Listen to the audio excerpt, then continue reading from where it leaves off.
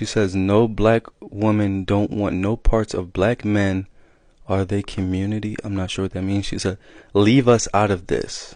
That's interesting. Yeah, I don't really go back and forth in regards to like the black woman versus the black men. I noticed that the black men versus black women whole conversation, a lot of it is it stems from trauma and hurt, pain, and lack of self-awareness.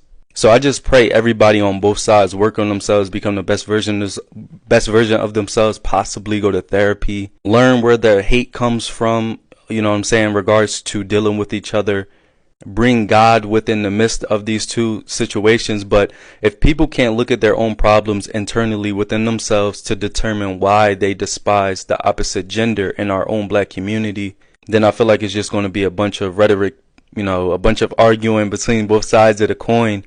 But I don't position myself on either side of the argument, because I truly feel like that comes from the enemy, and the enemy wants division. So my perspective comes more from a believer, and I feel like if anybody in this conversation isn't a believer, then it's no point of us talking about it. And if they are a believer, then they wouldn't spew like any hate towards somebody that's the same color as them or anybody in general.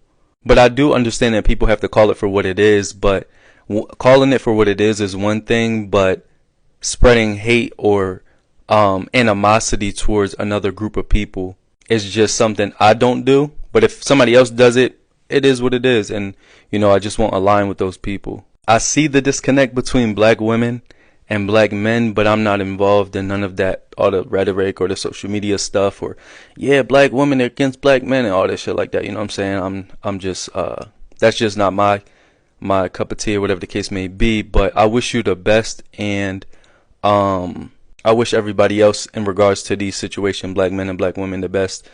And yeah, that's really all I got to say about that. You know what I'm saying? Everybody just need to work on themselves, heal, push forward, and get the hate out their heart.